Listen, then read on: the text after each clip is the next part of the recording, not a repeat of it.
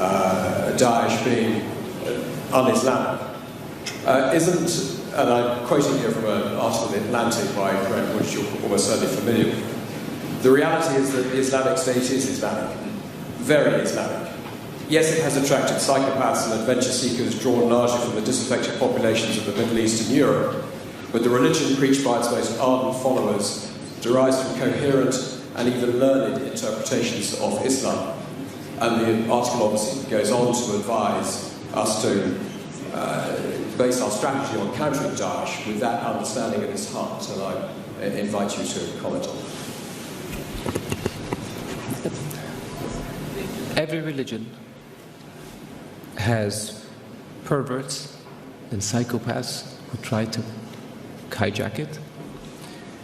ISIS is as much Islamic as the KKK is Christian. Don't they have a cross? Don't they do everything in the name of religion and Christ? Don't they believe that Christ compels them to lynch and kill people of African descent? Can one really say that the KKK is a Christian organization? There are other groups that one can point to. There are other massacres that were committed in the name of keeping certain countries or regions clear of non-Christians. There are people like this also in the Jewish faith that have nothing to do with Judaism. There are people like this in the Hindu faith that have nothing to do with Hinduism. For anyone to argue that Daesh is Islamic is preposterous. In the Islamic faith, the Quran reveals that you have your faith and I have my faith. And you're free to practice your faith and I'm free to practice mine. What greater sign of tolerance and acceptance do you have than this? In the Islamic faith it says, he who kills an innocent soul is as if he has killed all of humanity. And he who saves an innocent soul is as if he saved all of humanity. What better example of compassion and mercy do you have than this? So if you look at what Daesh says and you say it's in the scriptures, doesn't the Old Testament say an eye for an eye and a tooth for a tooth? If somebody does it today, would you say they were Christian or they were Jewish? So I caution people, because it seems to have become almost novel.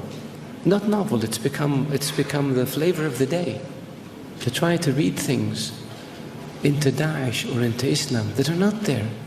The Islamic religion and Islamic civilization was the civilization that preserved the history of Greek and Rome and passed it on to the West. Western civilization would not exist without the Islamic Arab civilization. The Islamic civilization and the Islamic Arab civilization was the civilization that connected China with Europe. So it was global. The point I made early on about being an intermediate civilization, this is what I mean. So if Islam was intolerant and Daesh represented Islam, would Islam have preserved Aristotle and Socrates and passed it on to the West?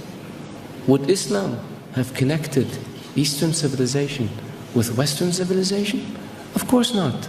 So I urge you, all of you, to be careful when it comes to making generalizations or to accepting generalizations that have no basis in fact. Thank you. Thank you, Mr. Final question.